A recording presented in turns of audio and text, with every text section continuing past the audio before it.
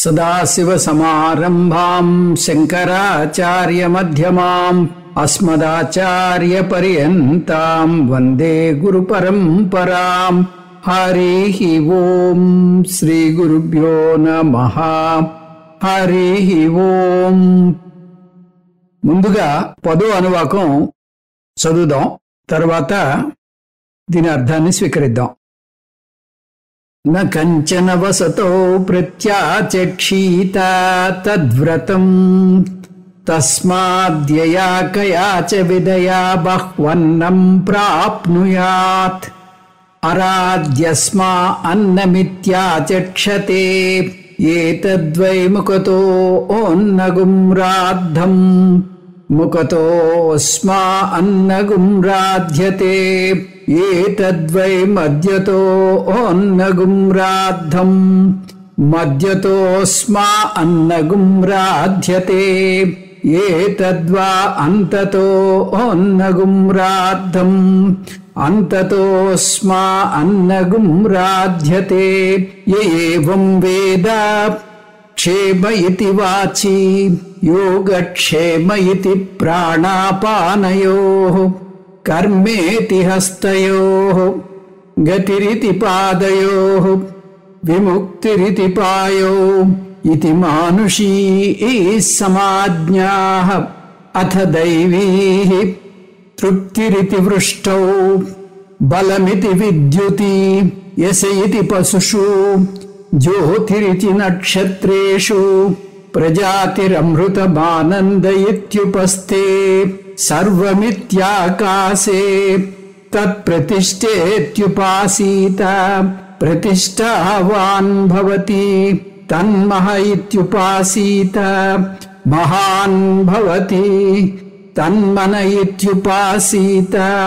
మానవాన్ భవతి తన్నమ ఇత్యుపాసీత. నమ్యంతే ఏస్మై కామాః తద్బ్రహ్మేత్యుపాసీత. బ్రహ్మవాన్ భవతి తద్బ్రహ్మణ పరిమర ఇత్యుపాసీత. పర్యేణం మ్రియంతే ద్విషन्तः సపత్నాః. పర్యే ప్రియా భ్రాతృవ్యాః. స యశ్చాయం పురుషే యశ్చ సావాదిత్యే స ఏకః స య ఏవం విత్. అస్మాల్లోకాత్ ప్రేత్య ఏతమన్నమయమాత్మానముపసంక్రమ్య ఏతం ప్రాణమయమాత్మానముపసంక్రమ్య ఏతం మనోమయమాత్మానముపసంక్రమ్య ఏతం విజ్ఞానమయమాత్మానముపసంక్రమ్య ఏతం ఆనందమయమాత్మానముపసంక్రమ్య. ఇమాన్ లోకాన్ కామాన్ని కామరూప్యనుసంచరన్ ఏతత్ సామగాయన్నాస్తే. హాఊ హాఊ హాఊ. అహమన్నమహమన్నమహమన్నం అహమన్నాదోహమన్నాదోహమన్నాదః. అహగ్గుశ్లోకకృతహగ్గుశ్లోకకృతహగ్గుశ్లోకకృత్. అహమస్మి ప్రథమజారుతస్య పూర్వం దేవేభ్యో అమృతస్య నాభాయి యో మా దదాతి సైదేవ మావా. అహమన్నమన్నమదంతమాద్మి అహం విశ్వం భువనమభ్యభవాం సువర్ణ జ్యోతి ఏవం వేద ఇత్యుపనిషత్. ఓం సహనావవతు సహనౌ భునక్తు సహ వీర్యం కరవావహై తేజస్వినావధీతమస్తు మా విద్విషావహై. ఓం శాంతి శాంతి శాంతి. ఈ తైత్రీయోపనిషత్తు కొన్ని ఉపాసనలు చెప్పింది. ఆ ఉపాసనలు విరాట్ ఉపాసన, అధ్యాత్మ బ్రహ్మ ఉపాసన, అది దైవిక ఉపాసన, ఆకాశ ఉపాసన. ఇప్పుడు ఆకాశ ఉపాసన మిగిలి ఉంది. ఆకాశానికి ఆత్మకి చాలా దగ్గర సంబంధం ఉంది. చాలా పోలికలున్నాయి. కాకపోతే ఆత్మ చేతనతత్వము, ఆకాశము జడతత్వము లేదా పదార్థతత్వము, ఈ వ్యత్యాసం ఉంది.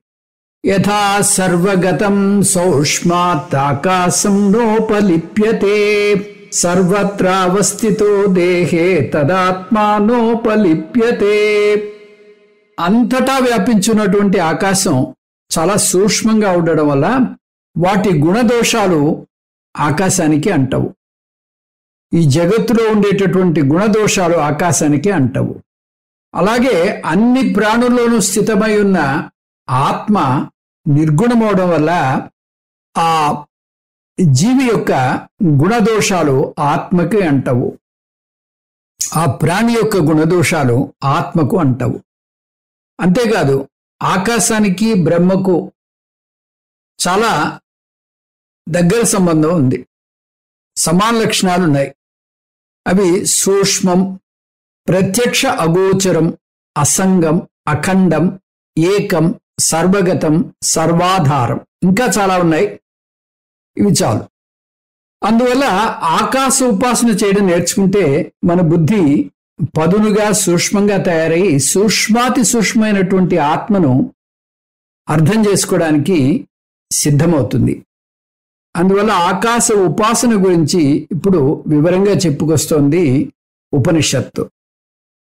సర్వభిత్యాకాశే తత్ప్రతిష్ఠేత్యుపాసీత ప్రతిష్ఠావాన్ భవతి తన్మహ ఇత్యుపాసీత మహాన్ భవతి తన్మనత్ ఇత్యుపాసీత మానవాన్ భవతి తన్నమ ఇత్యుపాసీత నమ్యంతే ఏస్మై కామాః తద్బ్రహ్మేత్యుపాసీత బ్రహ్మవాన్ భవతి తద్బ్రహ్మణ పరిబర ఇత్యుపాసీత పర్యేణం ద్విషంతః సపత్నాః పర్యే ప్రియా భ్రాతృవ్యాః.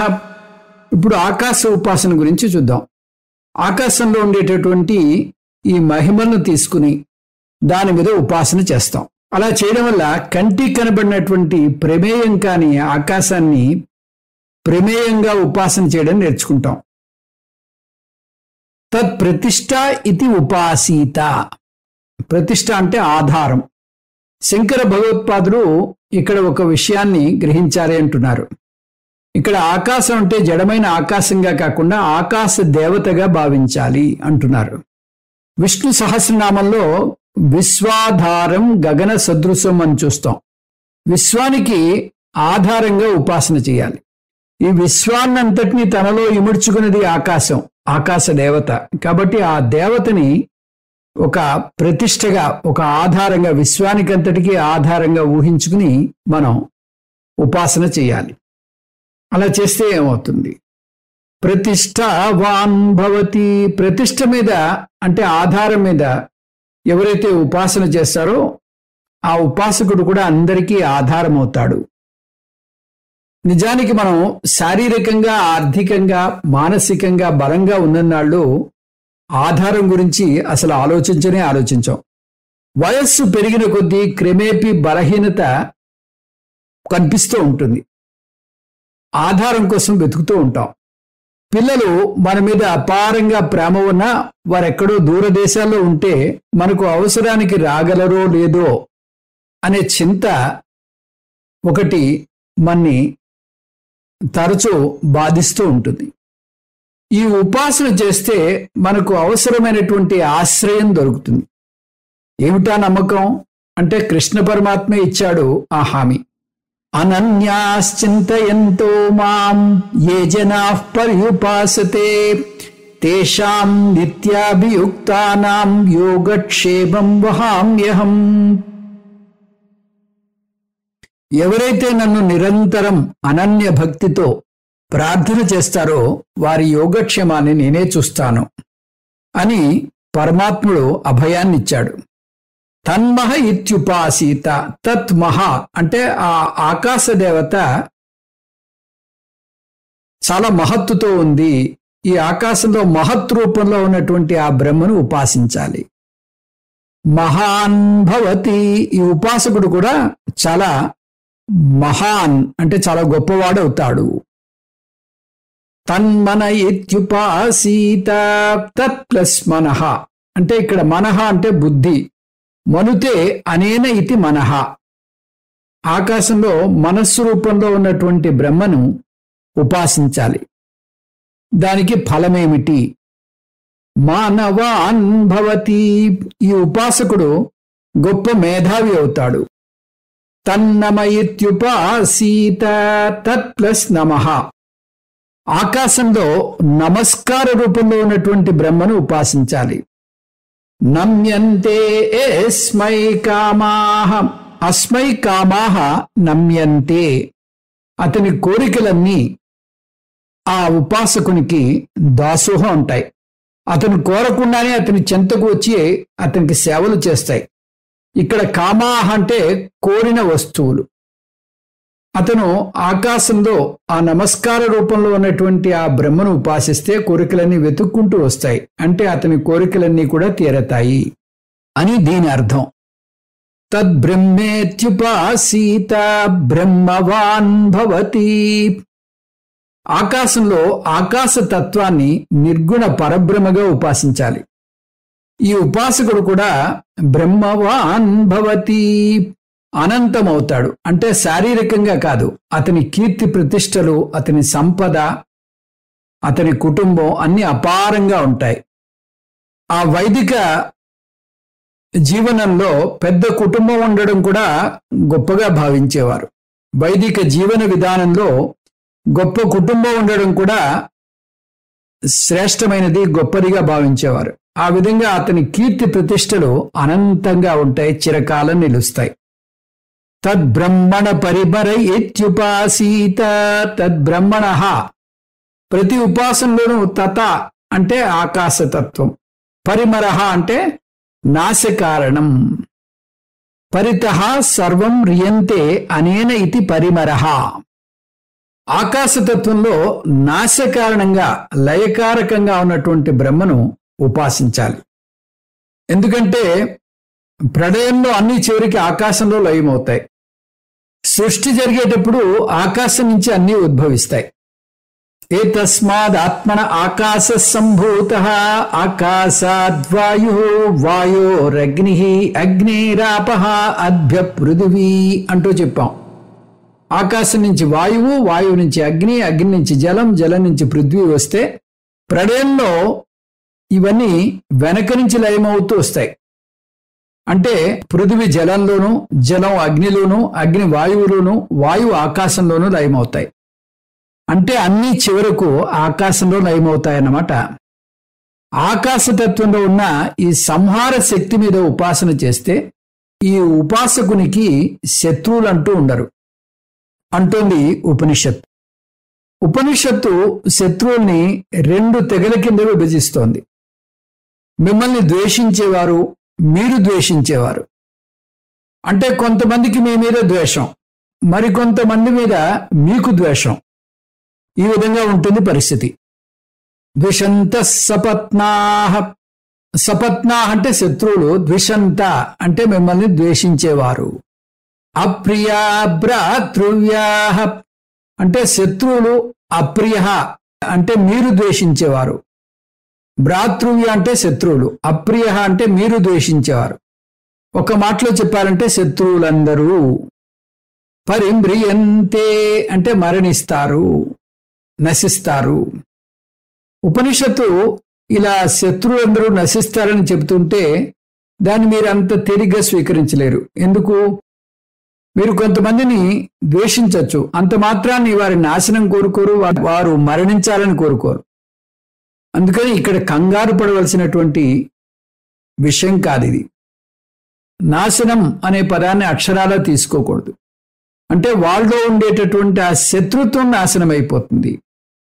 శత్రువులు నాశనం అవుతారు అంటే శత్రుత్వ భావన నాశనం అవుతుందని తీసుకోవాలి. ఎప్పుడైతే శత్రుత్వ భావన నాశనం అవుతుందో అప్పుడే ఇంకా మీకు శత్రువులు అంటూ ఉండరు. ఇప్పుడు ఈ అర్థంతో ఈ వాక్యాలను మళ్ళీ చూస్తే మిమ్మల్ని ద్వేషించే శత్రువులు నాశనమవుతారు అంటే వారు మిమ్మల్ని ద్వేషించరు. అలాగే మీరు ద్వేషించే శత్రువులు నాశనం అవుతారంటే వారిని ఇంకా మీరు ద్వేషించరు. ఒక్క ముక్కలో చెప్పాలి అంటే మీ మీద మీ శత్రువుల దృక్పథం మారుతుంది. అలాగే మీ శత్రువుల మీద మీ దృక్పథం కూడా మారుతుంది. ఇలా దృక్పథం మారడం వల్ల మీలో ఉన్న ద్వేష భావన పూర్తిగా నాశనమైపోతుంది. ఈశ్వర దృష్టి అద్భుతంగానే ఉంటుంది. మనమే దాన్ని రాగద్వేషాలు పులిమి దాన్ని విషపూరితం చేస్తాం. సంపూర్ణ జగదేవ నందనవనం సర్వేపి కల్పద్రుమా అంటారు శంకర్ భగవత్పాదులు. ఈ జగత్తంతా కూడా నందనవనం అంటారు.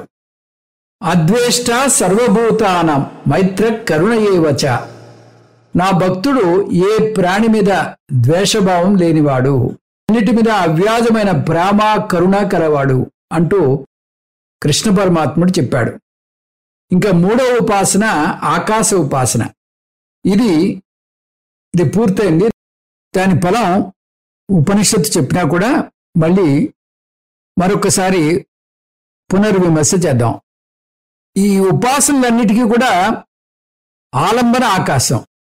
ప్రతిష్ట అనేటటువంటి లక్షణం తీసుకుని ఆకాశంలో మనం కానీ ఉపాసన చేసినట్టయితే ఆ ఉపాసకుడు అందరికీ ఆధారమవుతాడు. మహహ అనేటటువంటి లక్షణంతో బ్రహ్మను ఆకాశంలో కానీ మనం ఉపాసన చేసినట్టయితే ఆ ఉపాసకుడు మహాన్ అవుతాడు, అంటే గొప్పవాడు అవుతాడు. అలాగే మనహ అనేటటువంటి ఆ లక్షణాన్ని ఆకాశంలో ఉపాసన చేసినట్టయితే గొప్ప మేధావి అవుతాడు. నమః అనేటటువంటి లక్షణాన్ని గాని ఆకాశంలో ఉపాసన చేసినట్టయితే కోరికలన్నీ అతనికి దాసోహం అవుతాయి. బ్రహ్మ అనేటటువంటి లక్షణాన్ని ఆకాశంలో మనం ఉపాసన చేసినట్టయితే అనంతమవుతాడు. పరిమర అనేటటువంటి నాశనం అనేటటువంటి లక్షణాన్ని ఆకాశంలో మనం ఉపాసన చేస్తే శత్రువులు నాశనం అవుతారు. దీంతో భృగువల్లిలో ఉన్నటువంటి ఉపాసనా భాగం పూర్తయింది. 3వ అధ్యాయం యొక్క ప్రధాన అంశం జ్ఞాన సాధనకు తోడ్పడేటటువంటి ఉపాసనలను నిర్దేశించడం. నిజానికి ఇక్కడితో ఉపాసనలు అయిపోయాయి కాబట్టి ఈ వల్లి ఇంకా శాంతి పాఠంతో ముగియాలి అని మనం భావిస్తాం. కానీ అలాగాని ముగించినట్టయితే తైత్రీయ ఉపనిషత్తు ఉపాసనలకి పెద్దపీట వేసింది కాబట్టి దీని ముఖ్యాంశం ఉపాసన అనేటటువంటి ఆలోచనలో పడిపోతాం. అందుకని ఈ ఉపనిషత్తు బ్రహ్మజ్ఞానమే ఈ ఉపనిషత్తు యొక్క ముఖ్య అంశము అని చెప్పడానికి ఆ బ్రహ్మజ్ఞాన ఫలాన్ని ఈ అనువాకం 10 చివరి భాగంలో మళ్ళీ ఇస్తోంది. ఈ బ్రహ్మజ్ఞాన ఫలం జీవన్ముక్తి. మనం విదేహముక్తిని కూడా కలుపుకోవచ్చు. ఇక్కడ జీవన్ముక్తిని 4 రూపాల్లో వర్ణించేది ఉపనిషత్తు. అవి పంచకోశ అభిమాన త్యాగం, సర్వ అభిమాన సహితత్వం, స్వతంత్రత్వం, ఆనందం. ఈ బ్రహ్మజ్ఞాన సారాంశం ఏమిటి? జీవాత్మ పరమాత్మ ఐక్య జ్ఞానం. దీన్ని మనం 2వ అనువాకంలో చూసాం, ఒక మహావాక్యంలో చూసాం. సయశ్చాయం పురుషే యశ్చ సవాదిత్యే స ఏకః అంటూ చెప్పింది. ఇప్పుడు రాబోయే భాగంలో కూడా ఇదే మహావాక్యాన్ని మళ్ళీ పునరుద్ఘాటించి ఆ బ్రహ్మజ్ఞాన ఫలాన్ని ఈ ఉపనిషత్తు మళ్ళీ చెప్పబోతోంది. సయశ్చాయం పురుషే యశ్చ సవాదిత్యే స ఏకః స ఏవం విత్ అస్మాల్లోకాత్ ప్రేత్య ఏతమన్నమయమాత్మానముపసంక్రమ్య ఏతం ప్రాణమయమాత్మానముపసంక్రమ్య ఏతం మనోమయమాత్మానముపసంక్రమ్య ఏతం విజ్ఞానమయమాత్మానముపసంక్రమ్య ఏతమానందమయమాత్మానముపసంక్రమ్య అంటూ చెప్పింది. పంచకోశ అభిమాన త్యాగం అంటే ఏంటో చూద్దాం. ఈ భాగం బ్రహ్మానంద వల్లిలో 8వ అనువాకం లో చెప్పిన విషయం మళ్ళీ చెప్తోంది. కాకపోతే వ్యాకరణ పరంగా చిన్న భేదం ఉంది. బ్రహ్మానందవల్లిలో ఉపసంక్రామతి అంటే భృగువల్లిలో ఉపసంక్రమ్య అంటోంది. రెండిటికీ అర్థం ఒకటే. ఇప్పుడు ఐక్యాన్ని గుర్తు చేస్తోంది. యహ ఆనంద పురుషే వర్తతే, జీవాత్మలో ఉన్నటువంటి ఆనంద ఆత్మ. యహ ఆనంద ఆదిత్యే వర్తతే, ఆదిత్యుల్లో ఉన్నటువంటి ఆనంద ఆత్మ. సహ ఏకః, స ఏకః, రెండు ఒకటే అంటోంది.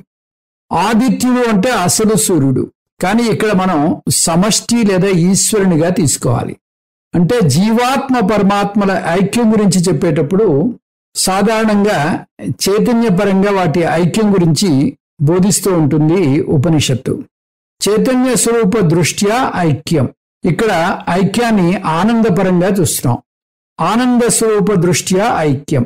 ఏ బింబానందం అయితే వెష్టిలో ఉందో అదే బింబానందం సమష్టిలోనూ హిరణ్యగర్భ ఉపాధిలోనూ ఉంది అంటోంది ఉపనిషత్తు.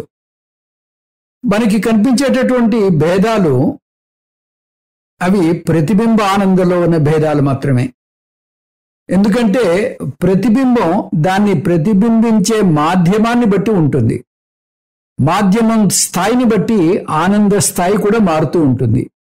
మనిషి అనుభవించే ప్రతిబింబ ఆనందం ప్రియా మోద ప్రమోదాలు అనే తారతమ్యాలతో ఉంటుంది.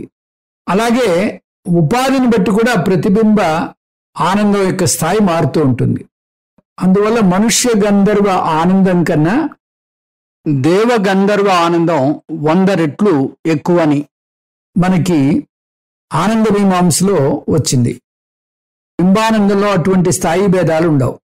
ఎందుకంటే అది శుద్ధమైనటువంటి ఆనందం, అనుభవంలోకి వచ్చేది కాదు, ప్రమేయంగా తీసుకునేది అసలే కాదు.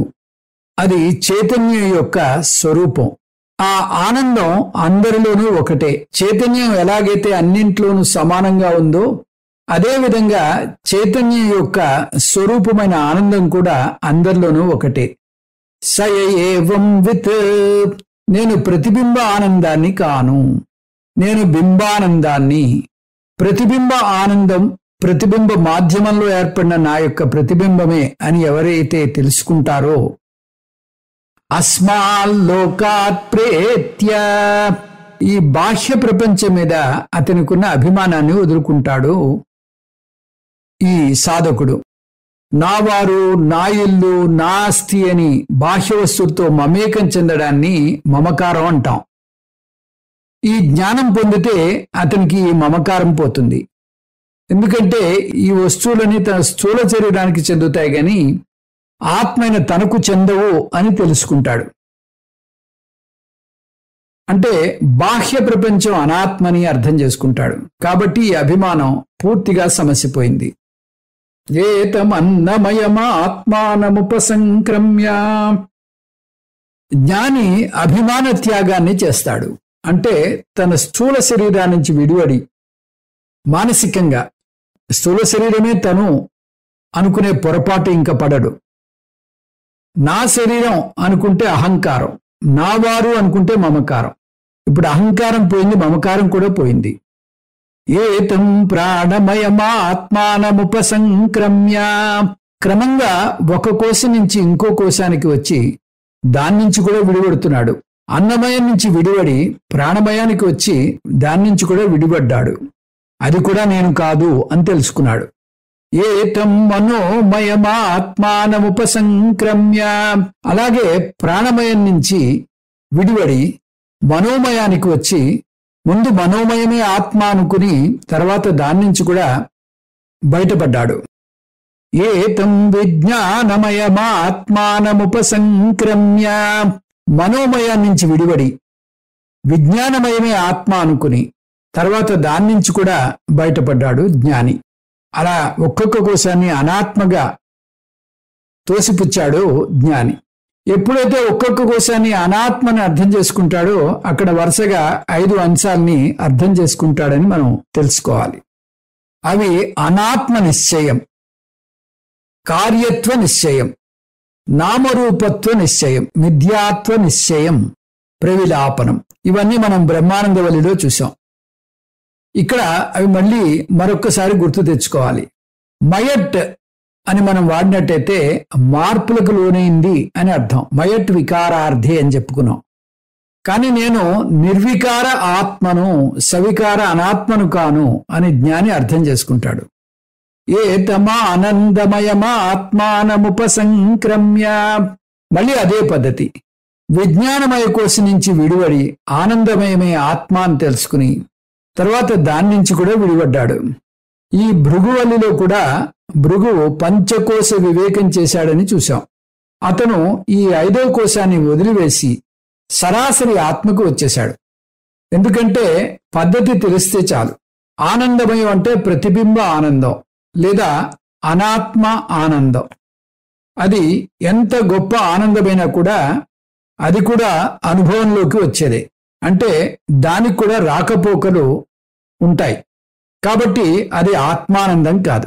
ఆనంద మీమాంసలో చూసాం, హిరణ్యగర్భ లోకంలో పొందే ఆనందం 10⁻20 రెట్లు ఉంటుందని, మనుష్య ఆనందానికి 10⁻20 రెట్లు ఉంటుందని చూసాం. అంటే 1 తర్వాత 20 సున్నాలు వేస్తే ఎంత సంఖ్యో అంత మనుష్య ఆనందం బ్రహ్మలోకంలో ఉంటుంది. అంత గొప్ప ఆనందం కూడా ప్రతిబింబ ఆనందమే, ఆత్మానందం కాదు. ఎందుకంటే అది అనుభవంలోకి వచ్చేది. ఎవరైనా నేను ఆత్మానందాన్ని అనుభవించాను అని చెప్తే అసలు ఆ వాక్యమే పరస్పర విరుద్ధంగా ఉంది అని తెలుసుకోవాలి. అనుభవించాను అంటే గతంలో అనుభవించాడని అర్థం. గతంలో అనుభవించాడంటే ఇప్పుడు లేదని అర్థం. ఆత్మానందం మీ స్వరూపం, అందువల్ల అది గతంలో అనుభవించేది కాదు. ఆత్మానందం అనుభవంలోకి వచ్చేది కాదు, అది స్వయంగా మీరే, మీ యొక్క స్వరూపమే. ఈ ఆత్మానందాన్ని అనుభవించడం ఎలా అని ఎవరైనా ప్రశ్నిస్తే ఆ ప్రశ్నే తప్పు. ఇందాక ఏమన్నాం, అనుభవంలోకి వచ్చింది అంటే అది గతం అని చెప్పాం. వర్తమానం గతంలో ఉంది కానీ వర్తమానంలో లేదు అని చెప్పాం. అలా ఒక సమయంలో వచ్చి మరొక సమయంలో జారిపోయేదాన్ని కార్యము అంటాం. కార్యం ఎప్పుడు కారణం కాలేదు. అందువల్ల ఆ అనాత్మ ఆనందం, ఆ కోశానందం ఆత్మానందంలోకి రాదు. కానీ ఆ ఆనందంలోని మమేకమైపోతూ ఉంటారు. నిజానికి అది కూడా ఒక ప్రతిబింబమే. జ్ఞానంలో పొందే ఆనందం కూడా అలా అనాత్మ ఆనందంలోకే వస్తుంది. అది కూడా ఆత్మానందం కాదు. అందువల్ల ఆ ధ్యానంలో పొందే ఆనందంతో కూడా మమేకం చెందకూడదు. నిజానికి అది ఒక ప్రతిబంధకం. దాన్ని సాంకేతిక పరిభాషలో రసాస్వాదము అంటారు. ఆత్మనిష్ఠ భవతి. ఈ మహావాక్యాన్ని పూర్తి చేయడానికి ఈ వాక్యాన్ని మనం కలుపుకోవాలి. అలా జ్ఞాని అలా అనుభవంలోకి రాని, ప్రమేయం కాని సాక్షి చైతన్యమైన అహం ఆత్మ అనే జ్ఞానంలో, ఆ జ్ఞాన నిష్టలో నిలుస్తాడు. ఇమాన్ లోకాన్ కామాన్ని కామరూప్యనుసంచరన్ ఏతత్ సామగాయన్నాస్తే హావు హావు హావు.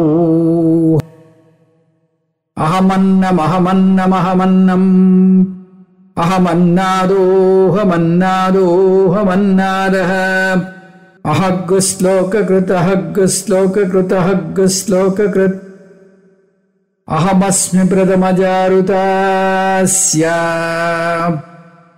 పూర్వం దేవేభ్యో అమృతస్య నాభాయి యో మా దదాతి సైదేవమావాహ అహమన్నమన్నమదంతమాద్మి అహం విశ్వం భువనమభ్యభవాం సువర్ణజ్యోతి ఏవం వేద ఇత్యుపనిషత్. ఇంతవరకు బ్రహ్మజ్ఞానం యొక్క సారాంశం, దానివల్ల కలిగేటటువంటి పంచకోశ అభిమాన త్యాగం చూశాం. ఇప్పుడు జ్ఞానఫలం చెప్తోంది ఉపనిషత్. జ్ఞానఫలం జీవన్ముక్తి, విదేహముక్తిని మనం కలుపుకోవచ్చు. జీవన్ముక్తుడు పూర్ణత్వాన్ని అనుభవిస్తాడు. అహం పూర్ణః అని చెప్పగలుగుతాడు. అది తాత్కాలికంగా వచ్చేటటువంటి అనుభవం కాదు. జ్ఞానం పొంది తన స్వరూపం ఆత్మానందం అని తెలుసుకోవడం వల్ల వచ్చిన పూర్ణత్వం. అతను సంసారం నుంచి శాశ్వతంగా విడిపడతాడు. ఈ జ్ఞాన ఫలం ఈ భాగంలో ఒక పాట రూపంలో వస్తోంది. జ్ఞాని పాట పాడుతున్నాడంటే తన ఆనందాన్ని పాట రూపంలో వ్యక్తం చేస్తున్నాడు. ఈ పాటను సామగానం అంటారు.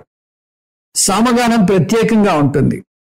హావు హావు హావు అని వస్తోంది. అంతకుముందు కూడా హ్రస్వం, దీర్ఘం, ప్లుతం అనే పదాలు చూసాం. హ్రస్వం అంటే ఒక చిటిక వేసేంత కాలంలో పలకాలి. దీర్ఘం అంటే 2 చిటికల కాలంలో, 2 మాత్రల కాలంలో పలకాలి. ప్లుతం అంతకన్నా ఎక్కువ కాలం పలకాలి. అక్కడ ఉండేటటువంటి ఆ సంఖ్యను బట్టి అన్ని చిటికల కాలం మనం పలకాల్సి వస్తుంది. ఇక్కడ ఈ ప్లుతానికి 3 సంఖ్య ఉంది. 3 సంఖ్య ఉంది కాబట్టి 3 చిటికల కాలంలో మనం దీన్ని పలకాలి. ఇది ఆ జ్ఞాని యొక్క పరాకాష్ఠని చెప్తోంది. ఆ ఆనందంతో కేరింతలు కొడుతూ చెప్తున్న పదాలు. మనకి అన్నమయ్య కీర్తనల్లో బ్రహ్మమొక్కటే పరబ్రహ్మమొక్కటే అనే చోట తందనానా అరే తందనానా తందనానా పురే తందనానా అంటూ ఉంటాడు. ఆ అరే పురే అనే దానికి అర్థం ఉండదు. అది ఆనంద డోలికల్లో వచ్చినటువంటి పదం. అదేవిధంగా ఇక్కడ హావు హావు అని చెప్పడంలో ఆ జ్ఞాని యొక్క ఆనందాన్ని వ్యక్తం చేయడమే. ఆ జ్ఞాని ఎంత ఆనందాన్ని పొందుతున్నాడో ఇక్కడ ఈ పదాలతో మనకి తెలియజేస్తున్నాడు. ఇంకా సర్వ అభిమాన సహితత్వం చూద్దాం. అనుసంచరన్ అనే పదం వాడింది. ఈ జ్ఞాని ఎవరితోనూ సంగత్వం పెంచుకోకుండా యథేచ్ఛగా తిరుగుతూ ఉంటాడు. ఈ జ్ఞానిని శంకర భగవత్పాదుడు పరమహంస పరివ్రాజిక జ్ఞాని అంటున్నారు. అంటే సన్యాస జ్ఞాని. ఎందుకంటే గృహస్థు జ్ఞాని ఆంతర సన్యాసం పాటించినా అతను బాహ్యంగా సంగత్వం వదులుకోలేడు.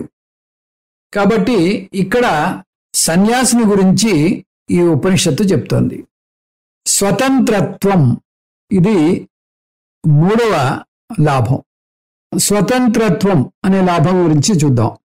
ఇమాన్ లోకాన్ అంటే ప్రపంచమంతటా తిరుగుతూ ఉంటాడు. ఏ చెట్టుకుందో శయనిస్తాడు. ఇదంతా సన్యాసి గురించి మాట్లాడుతున్నాం. కామాన్ని అంటే ఇక్కడ కామ అంటే ఏది వస్తే అది అని అర్థం. అంటే ఏ ఆహారం ఇచ్చినా కూడా సంతోషంగా స్వీకరిస్తాడు. కామరూపి సన్యాసి అవడం వల్ల అతనికి ప్రత్యేకించి ఈ పాత్ర ధరించాలి అనేటటువంటి నియమం లేదు. అందువల్ల ఎప్పుడు ఏ పాత్ర ధరించాల్సి వస్తే అప్పుడు ఆ రూపాన్ని ధరిస్తాడు. సమాజంలో ఏదైనా పర్వత దినాలు వస్తే భక్తి కార్యక్రమాలు నిర్వహించమని కోరితే అప్పుడు భక్తుడిగా మారి పూజలు చేస్తాడు. అక్కడ కర్మకాండ గురించి ఎక్కువగా చెప్పి వేదాంతం గురించి తక్కువగా మాట్లాడతాడు. శంకర మఠాల్లో ఉన్న ఆచార్యులు పూజలు చేస్తూ ఉంటారు. అది వారి కోసం కాదు, లోక శ్రేయస్సు కోసం. ముముక్షులతో మాట్లాడాల్సి వస్తే గురువుగా మారి వారికి బ్రహ్మ విద్యను బోధిస్తాడు. పిల్లల్లో పిల్లవాడిగా మారిపోయి ఆటలాడతాడు. వ్యాకరణంలో ఆరితేరిన వారితో వ్యాకరణం బోధిస్తాడు. మీమాంసకులకు మీమాంస బోధిస్తాడు. శిష్యులు వ్యక్తిగత సమస్యలతో వస్తే సలహాదారుడుగా మారి వారికి తగినంత సలహాలను ఇస్తాడు. ఇలా ఒక పాత్రలోంచి మరొక పాత్రలోకి తేలికగా మారగలడు ఈ జ్ఞాని. ఎందుకంటే ఆ పాత్రలన్నీ మిథ్యే, అవన్నీ కూడా మిథ్యా పాత్రలే. తాను వాటికి భిన్నంగా ఉన్నాడని తెలుసు ఆ జ్ఞానికి. శంకర భగవత్పాదులు అటువంటి జ్ఞాని మీద జీవన్ముక్తానందలహరి అనేటటువంటి ఒక ప్రకరణ గ్రంథాన్ని రాశారు. మరొక ప్రయోజనం ఆనందం. ఏతత్ సామగాయన్నాస్తే పైన చెప్పబడిన విధంగా తిరుగుతూ ఈ కింది విధంగా సామగానం చేస్తాడు. సామపదానికి 2 అర్థాలున్నాయి. గానం, బ్రహ్మ. శంకర భగవత్పాదులు సామ అంటే బ్రహ్మ అనేటటువంటి అర్థాన్ని చెప్తున్నారు ఇక్కడ. సమత్వాద్ బ్రహ్మ ఏవ సామ. అన్ని ప్రాణుల్లోనూ సమానంగా ఆత్మరూపంలో ఉంది కాబట్టి ఇది సామము లేదా బ్రహ్మ. జ్ఞాని ఈ పాటను ఆ బ్రహ్మ తని అనే జ్ఞానంతో పాడుతున్నాడు. బ్రహ్మ మహిమ తన మహిమే అనే జ్ఞానంతో పాడుతున్నాడు. నేనే అందరికన్నా గొప్పవాణ్ణు అంటుంటే అది గర్వం కాదా అనిపిస్తుంది మనకి. యద్యద్ విభూతిమత్సత్వం శ్రీమద్ ఊర్జితమేవవా అని గీతలో ఆ పరమాత్ముడు చెప్పాడు. ఎవరిలో ఏ విభూతి ఉన్నా కూడా అది నా తేజస్సు యొక్క అంశ నుంచి వచ్చినదే అని భగవానుడు చెప్పాడు. ఇక్కడేమో జ్ఞాని అన్ని నా విభూతి అంటున్నాడు. ఏది సరైంది అంటే 2 సరైనవే. మీరు అనాత్మతో మమేకం చెందితే ఏ విభూతి కూడా మీది కాదు. ఎందుకంటే అనాత్మపరంగా చూస్తే మీరు వ్యష్టిలోకి వస్తారు. వ్యష్టి యొక్క విభూతి ఎప్పుడు సమష్టికి చెందుతుంది. కార్యకరణ సంఘాత పరంగా చూస్తే మీరు అహంకారం అవుతారు. అందువల్ల మీ విభూతులన్నీ భగవంతునికే సమర్పించాలి. దాని బదులుగా మీరు అనాత్మ కాదు ఆత్మ అని అర్థం చేసుకుంటే మీరు ఇంక వ్యష్టి కాదు, సమష్టిలోకి వస్తారు. అంటే అనంతం బ్రహ్మ అవుతారు. అప్పుడు అన్ని విభూతులు మీవే. దేహ దృష్టితో శరణు వేడండి. ఆత్మ దృష్టితో మీ విభూతుల గురించి పాడుకోండి. హావు హావు హావు. సంస్కృతంలో హా అంటే అహో అనే అర్థం. అహో అంటే ఆశ్చర్యం. అహో ఎంత ఆశ్చర్యం అని పాడుతున్నాడు. ఏమిటి ఆశ్చర్యం? నిర్గుణం. ఒక నిర్గుణం ఎప్పటికీ సగుణం కాలేదు. నిర్వికారం ఎన్నటికీ సవికారం కాలేదు. ఎలాగో తార్కికంగా సాధ్యం కానిది సాధ్యమవుతోంది. ఎప్పటికీ ముక్తుడైన పరమాత్మ ఎలాగో బాధాతప్త సంసారిగా జీవాత్మగా మారాడు. ఎంత ఆశ్చర్యంగా ఉంది అంటూ కేరింతలు కొడుతున్నాడు. ఈ వింత అతనికే ఆశ్చర్యం ఇస్తోంది. అది ఇక్కడ చెప్పబడుతోంది. ఇలాంటి ఆశ్చర్యం కాదు ఇది. కని విని ఎరుగని ఆశ్చర్యం. అహో అని 3 సార్లు చెప్పబడింది. అంటే అది ఆశ్చర్యంలోని స్థాయిలను పెంచుకుంటూ పోతుంది. మొదటి హావు ఆశ్చర్యాన్ని సూచిస్తే, 2వ హావు ఆశ్చర్యతరాన్ని, 3వ హావు ఆశ్చర్యతమాన్ని సూచిస్తోంది. ఇప్పుడు నేనెవరు అనే ప్రశ్న ఉదయిస్తుంది. అహమన్నం అహమన్నం అహమన్నం అంటున్నాడు. అహం అన్నం అని 3 సార్లు చెప్తున్నాడు. అన్నం అంటే భోగ్య ప్రపంచం. నేనే అనుభవించబడేటటువంటి భోగ్య వస్తువును. ఆశ్చర్యంలోని హెచ్చు స్థాయిలు సూచించడానికి మళ్ళీ 3 సార్లు చెప్తున్నాడు. అహమన్నాదోహమన్నాదోహమన్నాద. మళ్ళీ అహమన్నాద అని 3 సార్లు చెప్తున్నాడు. అంటే నేను భోక్తను, అంటే నేను భోగ్య వస్తువుగా భోక్తగా నేనే విభజించుకుంటున్నాను. ఇంతకుముందు భోగ్య వస్తువు నేనన్నాడు, ఇప్పుడు భోక్తను నేను అంటున్నాడు. అంటే భోగ్య వస్తువుని నేనే, భోక్తను నేనే అన్నట్టుగా చెప్తున్నాడు. మనం ఈ కలకనేటప్పుడు ఆ కలలో ఉండేటటువంటి ప్రపంచము, ఆ కలలో ఉండేటటువంటి వస్తువు, ఆ కలకనేటటువంటి నేను అంతా ఒకటే. జాగ్రత్త పురుషుడిగా నేను ఒక్కడినే, కానీ స్వప్న ప్రపంచంలో అనేకంగా కనిపిస్తున్నాను. స్వప్న ప్రపంచము నేనే, స్వాప్నికుణ్ణి నేనే. భోక్తాహమస్మి, భోగ్యహాహమస్మి.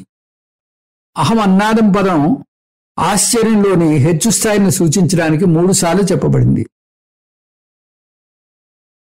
అహగ్గుం శ్లోకకృత హగ్గుం శ్లోకకృత హగ్గుం శ్లోకకృత్. శ్లోకకృత్ అంటే భోక్తా భోగ్యాల్ని ఒక చోటకి చేర్చేటటువంటి పరికరం. ఉదాహరణకి నేను ఒక వస్తువును చూస్తున్నాను అనుకోండి, అంటే చూసే నేను, ఆ చూడబడే వస్తువు, ఈ రెండింటినీ కలిపేది నా కన్ను, పరికరం. అలాగే ఒక పాటని వింటున్నాను, ఒక శబ్దాన్ని వింటున్నాను. శబ్దాన్ని వినే నన్ను, ఆ శబ్దాన్ని కలిపేది నా చెవి. చెవి ఒక పరికరం. ఈ పరికరాల్ని కరణము అంటారు.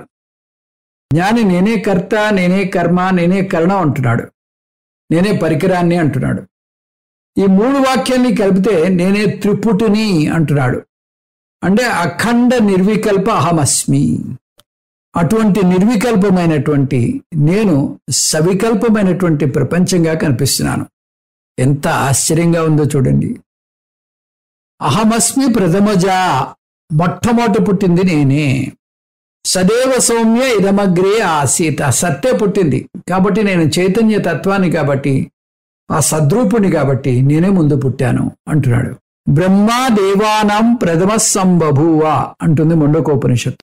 దేవతల్లో బ్రహ్మదేవుడు మొదట పుట్టాడు అని చెప్పింది. పురాణాల్లో కూడా బ్రహ్మదేవుడు విష్ణుమూర్తి నాభి నుంచి ఉద్భవించి సృష్టి ప్రకరణం చేశాడని నేర్చుకుంటాం. ఉపనిషత్తు పరిభాషలో హిరణ్య గర్భ అంటాం. ఆ హిరణ్య గర్భను నేనే అంటున్నాడు జ్ఞాని. ఋతస్య అంటే ఈ ప్రపంచంలో. ఋతం అంటే జగత్తు లేదా ప్రపంచం. పూర్వం దేవేభ్యః, దేవతల కన్నా కూడా ముందు నేను పుట్టాను అంటున్నాడు జ్ఞాని. ఈ మూడు వాక్యాల్ని మనం కలిపితే పూర్వం దేవేభ్యః ప్రథమజారుతాస్య అహమస్మి. ఈ విశ్వంలో నేను దేవతలందరికన్నా కూడా ముందు పుట్టాను. బ్రహ్మ ముందు పుట్టాడని ముండకోపనిషత్తులో చూశాం కాబట్టి ఈ రెండు కలిపితే నేనే బ్రహ్మను అంటున్నాడు జ్ఞాని. నేను సగుణ రూపంలో ఉన్నా కూడా నిర్గుణ రూపంలో ఉన్నటువంటి బ్రహ్మను. అమృతస్య నా భాయి అస్మి. ఈ అమృతత్వానికి నాభిని. నా భాయి అంటే నాభి అంటే ఆధారము. నేను నిర్గుణ పరబ్రహ్మను. నేనే ఈ అశాశ్వతమైనటువంటి జగత్తుగా, జీవులుగా ప్రకటితమవుతున్నాను. ఇప్పుడు జ్ఞాని అన్నదానాన్ని సూచిస్తున్నాడు.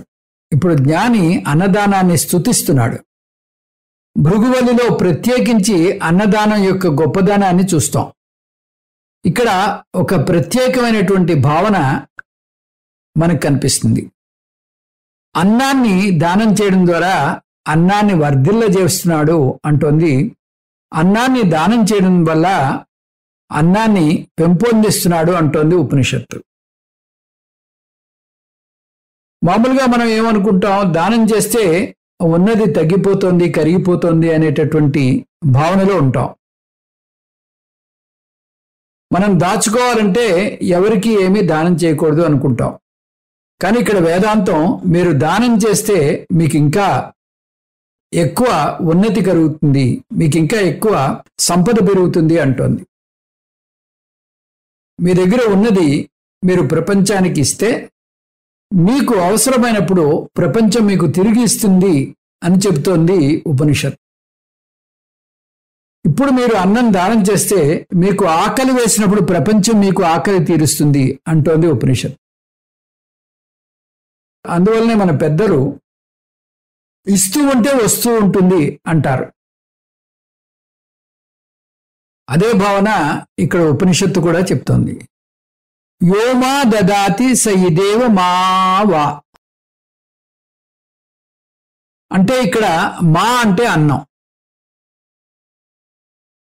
సహ అంటే అతను, ఆవా అంటే రక్షిస్తున్నాడు, ఇద్ ఏవం ఈ విధంగా మాత్రమే. ఇప్పుడు ఈ పదాలని కలిపి చూస్తే ఎవరైతే ఇతరులకు అన్నాన్ని ఇస్తున్నాడో, ఎవరైతే ఇతరులకు అన్నాన్ని సమర్పిస్తున్నాడో అతను ఆ ఇవ్వడం ద్వారా అన్నాన్ని రక్షిస్తున్నాడు. కాకపోతే జ్ఞాని ఇక్కడ తనదైన శైలిలో చెప్తున్నాడు. అన్నం అనకుండా మా అంటున్నాడు. ముందు వాక్యాల్లో నేనే అన్నాన్ని అన్నాడు. ఆ అర్థాన్ని ఇక్కడ తెచ్చుకోవాలి. అందువల్ల మా అంటే అన్నరూపమైనటువంటి నన్ను ఇస్తే నన్ను రక్షించిన వ్యక్తి అవుతాడు అంటున్నాడు. అన్నాన్ని ఇస్తే అన్నాన్ని రక్షించిన వ్యక్తి అనకుండా అన్న రూపంలో ఉన్నటువంటి నన్ను దానం చేస్తే అన్నాన్ని రక్షించిన వాడవుతాడు అంటున్నాడు. ఎందుకంటే తనే అన్నము తనే అన్నాదము అని చెప్పుకున్నాడు కదా. అంతేకాదు, అలా చేయకపోతే ఏమవుతుందో కూడా చెప్తున్నాడు. అన్నదానం చేయని వ్యక్తిని అన్నం దహించి వేస్తుంది అని కూడా బెదిరిస్తున్నాడు జ్ఞాని. అహమన్నం, అన్నమైన నేను, అహమన్నమన్న మదంతమాద్మి, ఎవరైతే ఇతరులకు అన్నం పెట్టకుండా తానే తింటున్నాడో అతన్ని తినేస్తున్నాను, అన్నంగా అతన్ని తినేస్తున్నాను అంటున్నాడు. ఎవరికి పెట్టకుండా తనే తినేటటువంటి వ్యక్తికి అనారోగ్యాన్ని కలిగించి అతను నాశనమయ్యేటట్టు చూస్తాను అంటూ బెదిరిస్తున్నాడు. దీని అర్థం అన్నదానం చేసి తీరాలి, అన్నదానం తప్పనిసరి. అహం విశ్వం భువనమభ్యభవాం, నేను ఈ సకలమైన జగత్తులో వ్యాపించి ఉన్నాను. నేను అనేది ఎవరో మర్చిపోకూడదు. కార్యకరణ సంఘాతంగా చూస్తే నేను చాలా పరిమితి ఉన్న జీవిని.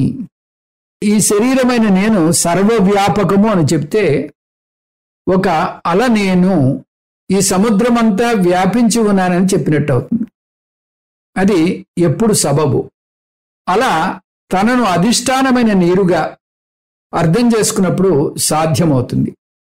అలాగే జ్ఞాని నేను సర్వవ్యాపకము అంటే ఆ నేనును ఆత్మగా తీసుకోవాలి. పంచకోశ విలక్షణ అహమస్మి అని తీసుకోవాలి. సువర్ణ జ్యోతి, నేను జ్యోతిని. ఇక్కడ జ్యోతి అంటే చైతన్య స్వరూపమని అర్థము. చైతన్య స్వరూపాన్ని స్వయం జ్యోతి అంటారు. సువహ అంటే సూర్యుడు, నా అంటే పోలిక, జ్యోతి అంటే ప్రకాశం. నా ప్రకాశం, నా యొక్క తేజస్సు ఆ సూర్యుడి యొక్క తేజస్సుతో పోలి ఉంది. భగవద్గీతలో కూడా ఈ పోలికను చూస్తాం. సువర్ణ జ్యోతి అర్థం అహం బ్రహ్మ అస్మి అని. ఈ విధంగా ఉపనిషత్తు జ్ఞానం పొంది ఆ జీవన్ముక్తిని పొందిన, ఆ పూర్ణత్వాన్ని పొందిన జ్ఞాని పాడే పాటతోటి ఈ ఉపనిషత్తుని పూర్తి చేస్తోంది. ఏవం వేద, ఈ జ్ఞానాన్ని ఎవరైతే పొందుతారో సహా ముక్త భవతి, ఇది మనం కలుపుకోవాలి. ఆ జ్ఞానిలాగే అతను కూడా జీవన్ముక్తుడవుతాడని ఈ ఫలాన్ని మనం కలుపుకోవాలి. ఎవరు పొందితే వారు జీవన్ముక్తుడవుతారు అంటే ఎవరైనా పొందొచ్చు అని దాని అర్థం. ఏ వర్ణానికి చెందిన వ్యక్తి అయినా, బ్రాహ్మణుడు, క్షత్రియుడు, వైశ్యుడు, శూద్రుడు, ఎవరైనా సరే, ఏ ఆశ్రమానికి చెందిన వ్యక్తి అయినా అంటే బ్రహ్మచారి, గృహస్థు, వానప్రస్థ, సన్యాసి, ఏ వయస్సుకు చెందిన వ్యక్తి అయినా, బాలుడు, యువకుడు, వృద్ధుడు, ఏ లింగానికి చెందిన వ్యక్తి అయినా, స్త్రీ, పురుషుడు, ఎవరైనా ఈ బ్రహ్మజ్ఞానానికి అర్హులే. అందువల్ల ఎటువంటి సంకోచాలు లేకుండా ఎవరైనా బ్రహ్మజ్ఞానాన్ని పొంది జీవన్ముక్తులు అవ్వచ్చు అంటోంది ఉపనిషత్తు. ఇత్యుపనిషత్తు. ఇక్కడితో ఈ 3వ అధ్యాయమైనటువంటి భృగువల్లి ముగిసింది. తైత్రీయ ఉపనిషత్తు కూడా ముగిసింది. తైత్రీయ ఉపనిషత్తు ఈ శాంతి పాఠంతో మనం పూర్తి చేసుకుంటున్నాం. ఆ శాంతి పాఠం మరొక్కసారి చెప్పుకుందాం. ఓం సహనావతు సహనౌ భునక్తు సహ వీర్యం కరవావహై తేజస్వినావధీతమస్తు మా విద్విషావహై. ఓం శాంతి శాంతి శాంతి. ఉపనిషత్తు ఆరంభించే ముందు విఘ్నాలు లేకుండా ఉపనిషత్తు అధ్యయన కాలం మనకి సజావుగా సాగాలని, ఆ బ్రహ్మ విద్యని మనం పొందాలని శాంతి పాఠాన్ని పఠించాం. ఇప్పుడు ఉపనిషత్తు పూర్తయింది. విఘ్నాలు లేకుండా చేసి మనం చాలా ప్రశాంతంగా నిరాఘాటంగా ఈ ఉపనిషత్తుని అధ్యయనం చేశాం కాబట్టి ఆ బ్రహ్మ విద్యని మనకి అందజేసినందుకు కృతజ్ఞతాపూర్వకంగా మళ్ళీ శాంతి పాఠాన్ని పఠిస్తున్నాం. వచ్చే క్లాసులో దీని సారాంశం గురించి చెప్తాను. అది చెప్పే ముందు ఇందులో అన్నదానం గురించి చాలా ఎక్కువ వచ్చింది కాబట్టి మనకి ఒక వారం నిడివి ఉంది, వారం గ్యాప్ ఉంది. ఈ వారం గ్యాప్లో మీరు అన్నదానం గురించి ఎంత ప్రత్యేకంగా ఈ ఉపనిషత్తు పదే పదే చెప్పి దానం చేయకపోతే ఏమవుతుందో కూడా చెబుతూ ఆ అన్నదానం యొక్క విశిష్టత గురించి చెప్పింది కాబట్టి మీరు ఒక నియమంగా తీసుకుని కనీసం ఈ వారం రోజుల్లో మీరు ప్రతి ఒక్కరూ అన్నదానం చేయండి. అన్నదానం ఎలా చేశారు అనే విషయం మాకు వాట్సాప్లో పెట్టండి. మేము చాలా సంతోషిస్తాం. మీరు ఈ ఉపనిషత్తుని అర్థం చేసుకున్నారు, దాన్ని బాగా జీర్ణించుకున్నారు అని మాకు తెలుస్తుంది. ఓం తత్సత్ సర్వం శ్రీకృష్ణార్పణమస్తు.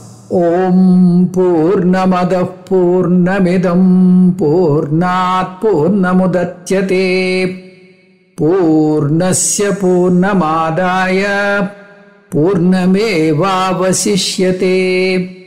ఓం శాంతి శాంతి శాంతి. హరి ఓం శ్రీ గురుభ్యో నమః. హరి ఓం.